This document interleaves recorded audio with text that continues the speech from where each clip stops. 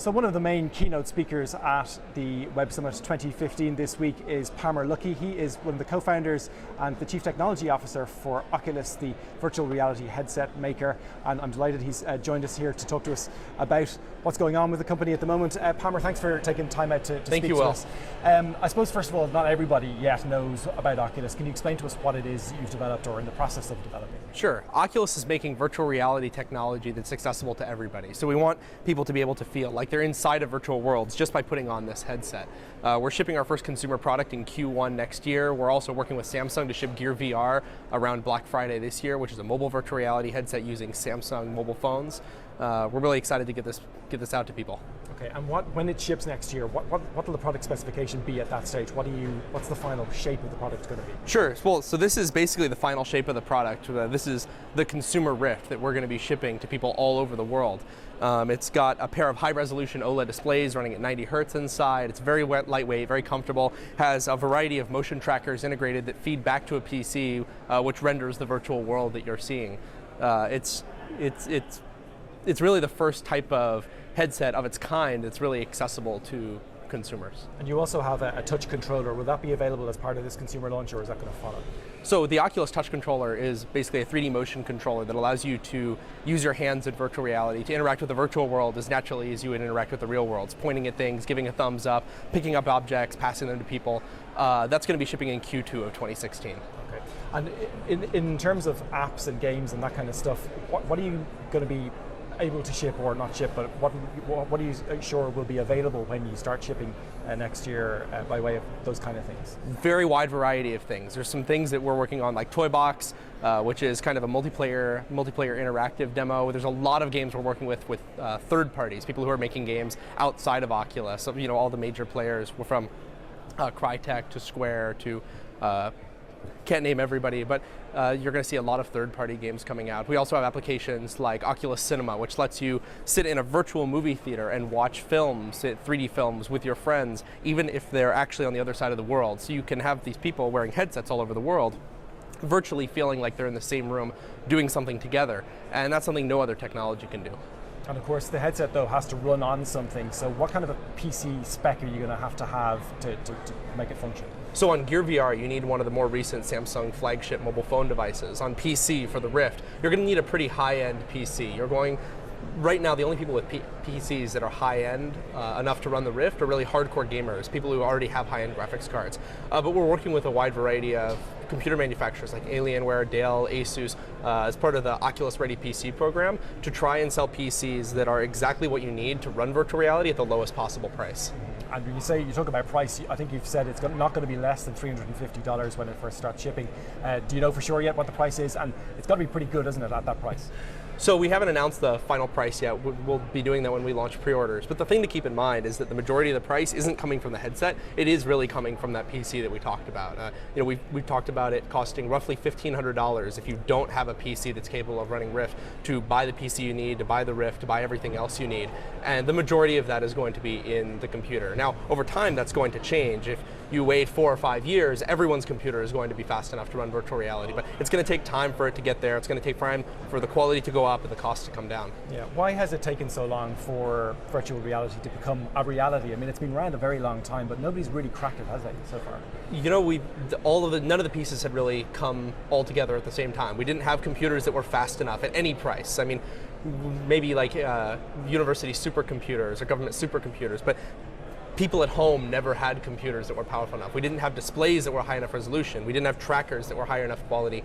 All these things have to come together because virtual reality at its core is tricking your senses into thinking that you're in a virtual environment. And if any of the things are off, the sensors, the displays, the rendering, the illusion entirely falls apart. Of course, there are a lot of issues there in terms of latency and contrast and I suppose overall image quality, and motion sickness is another big one. Are you pretty sure you've cracked that and the other issues? Yes, and you have, like, that's part of what I was saying where, the illusion falls apart if you don't have all these things working. If you have too much latency, if your frame rate is low because your PC isn't powerful enough, people are going to feel uncomfortable, you're going to have lag, you're going to have a shaky image, and that's not only not believable and not fun, but it also is really uncomfortable. So it's very critical when working in virtual reality to get everything just right. Of course, you're not the only one in the market at the moment. Everybody is trying to bring out a headset of some sort. You've got Sony Morpheus, the Project Morpheus, and HTC's Valve, and various other operators as well. Competition is getting pretty stiff, isn't it? I mean, it's not necessarily getting stiff. You know, like I feel like we have the best virtual reality headset and the best virtual reality software out there, but it's good to see other people getting into the virtual reality industry because it shows that there is an interest and that a lot of people believe this is the future of computing. You know, if Oculus was the only company in virtual reality, that might give some people pause because they'd wonder why we were the only company willing to be in this space. So seeing companies like Google, like HTC, like Sony, all getting into this space shows that most of the major players know that virtual reality is coming. It's just a matter of when.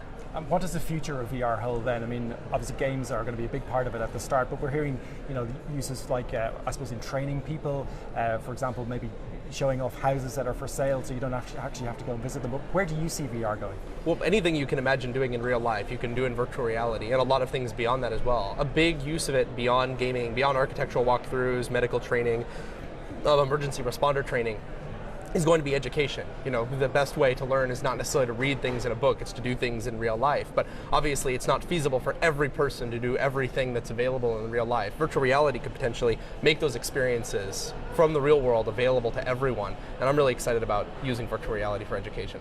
And of course, as a company, you were bought out by Facebook last year for $2 billion. What does being part of Facebook mean on a day-to-day basis? Do they have much input into the company, or are you left to run your own ship? Well, we're generally left, we run ourselves fairly independently, and Facebook does this with a lot of their different divisions. But really the biggest impact is that it's let us change the way we think about the future. Before, when we were independent, we had to worry about how to make money, how to keep raising money, how to keep the lights on. Under Facebook, we've been able to expand our company greatly, expand our research and development, and really make the decisions that are right for the long-term future of virtual reality instead of our short-term profitability. And so the Rift has gotten much better as a result, our software has gotten much better as a result, and that's going to continue over the next few years because we have the backing of a company like Facebook that really believes in virtual reality succeeding in the long term. What about yourself? Where do you see yourself going? Are you going to stick with this as a project for a while, or do you have other ideas you'd like to work on as well? The thing about virtual reality is that it's one of those traditional science fiction technologies like artificial intelligence, flying cars, time travel. It's been a staple of science fiction for decades now. And that's because it's something that everyone sees the potential of, and everyone understands that if we can get to our eventual goal, a virtual reality that is as real as the real world, everyone is going to want this thing, and really the possibilities will be limitless. It's hard to imagine something I'd rather work on when virtual reality is really potentially the ultimate form of digital communication, the ultimate form of digital media that can not only be its own set of experiences, but also emulate every other possible experience you can imagine. So I'm going to be working on this for a long time. This is your first visit to Web Summit. I know you've only really just got in, you probably haven't had a chance to look around properly, but what do you make of it so far? It's really cool. I really like the venue.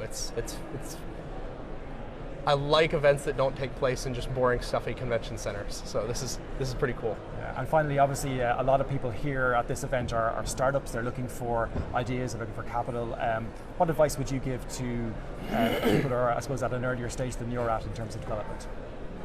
Oh man, there's a lot of things. I guess the two things that come to mind are, one, execution is worth so much more than ideas, and really that even if you think you have a great idea, oftentimes you don't realize the flaws in the idea until you actually try to implement it.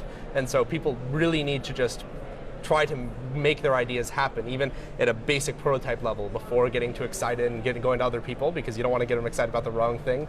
The second is, when you're doing a startup, always be willing to know your weaknesses and work with people who complement them. Don't try to take on everything yourself. Don't try to be, the finance guy and the engineering guy and the marketing guy, unless you really are the best person for all those things, but you probably aren't.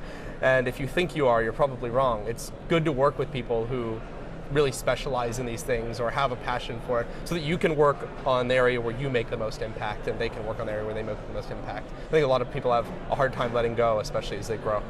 Excellent. Well, listen, Palmer Luckey, thank you very much for your time. Best of luck with the launch next year, and I think there's no doubt that we're going to hear an awful lot more about Oculus over the coming years.